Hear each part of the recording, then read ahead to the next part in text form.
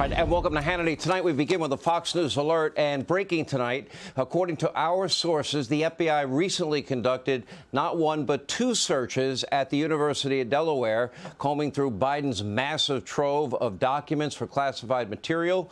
No word yet on whether any classified material was located, but the Bureau is still going through documents. We're going to keep you posted as this story continues to unfold. We were told originally it might be the equivalent of 2 truckloads that Biden had brought over to the university. Also tonight, big breaking news from Jim Jordan surrounding big tech and the federal government. He will join us and tell us all about it. And Nikki Haley, she will join us only hours after now announcing her run for the presidency. We'll talk to her, and the great one, Mark Levin, will weigh in on Joe Biden, China, a combination that is now more dangerous than ever. But tonight, more direct threats from the Communist Party of China. Now, you would think that they're the ones that shot down our spy balloon at this point, the way they're acting, on top of more promises of surveillance against us, more spying against us, more hostility in the Pacific, and more pollution and more death and more suffering. Don't forget, it was China that created COVID-19. They unleashed it on the world knowingly. Over 1 million Americans died in part because of China. If your parents died, your grandparents died, your friends, family members died, it's maybe because of that country's sloppy authoritarian government. Make no mistake, the Communist Party of China is a malignant threat to America and the globe, but the Biden administration will not hold them accountable for anything. It raises questions. How much money did they do in business with them? They won't even dare say a bad word about China.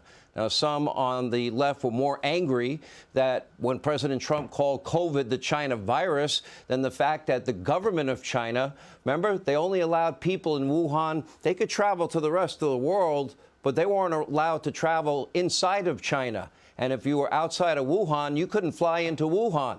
That was the first travel ban. And meanwhile, the current White House is doing nothing about the hundreds of thousands of acres of farmland, ranch land that China is buying up, often near our U.S. military installations. They don't seem to care about the 800% increase in Chinese nationals coming across our southern border. There have been 900 apprehensions since December alone, and they are definitely not stopping China from paying off American universities with millions and millions of dollars in donations, including, you got it, the University of Pennsylvania, the home of the UPenn Biden Center. Now, the Biden administration is also ignoring China's military expansion into Antarctica. Now, they wouldn't even shoot down a Chinese spy balloon as it hovered over our nuclear sites and military bases for days on end. This week, we're being told that the U.S. actually tracked the balloon. This is what they're telling us now, from its very origin, when it took off from China. That is not what we were told last week. But if that is true, that raises a whole set of new questions, meaning why did Joe Biden wait 8 days to take it down before it actually flew over Alaska airspace and Idaho and our ICBM missile sites in Montana and other military installations, and allow it to fly over states like Missouri and Kansas and Kentucky all the way to the East Coast and the Carolinas? Apparently, Biden just, didn't think it was a major breach. Oh, that's right. That's what he said. Wasn't it a major security breach for the United States? Just the fact that the balloon came into the airspace and flew over the country for so many days? No, look, the total amount of intelligence gathering that's going on by every country around the world is overwhelming. And the idea that a balloon could traverse, break American airspace is... Anyway, it's not a major breach. It's not a major breach? What planet is he on? Now, naturally, the remarks from his vice president, they weren't any better, by the way. She's now representing, by the way, our country at the Munich Security Conference. God help us all.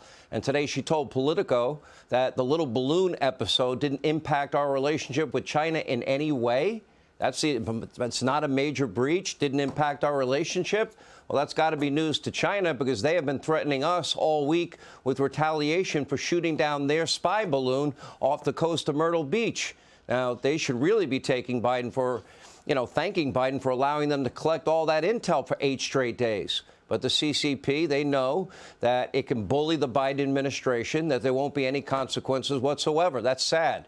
Now, even on the administration's favorite topic, climate change, China, as usual, they get a free pass. Remember the Paris Climate Accords? They are recognized as a developing country, as is India. And meanwhile, China's polluting more than any other country on the face of the earth.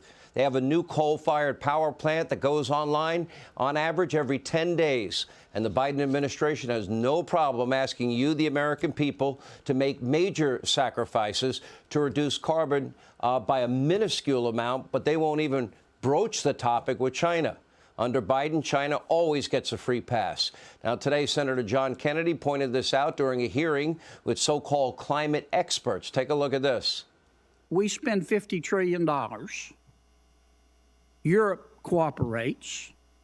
Most Western democracies cooperate, but India and China don't. How much will our $50 trillion lower world temperature? We're in this together, Senator. We have to get the world to work together. How much? I get that. Okay. How much will it lower world temperatures? If China and India do not help? Yes. I don't know. Faced with a policy, okay, where China does something that's not in its best interest, but it does it because it's in the global best interest. Do you think President Xi would do that? I think that President Xi understands that we have to work together to address this global problem. Yes, I do.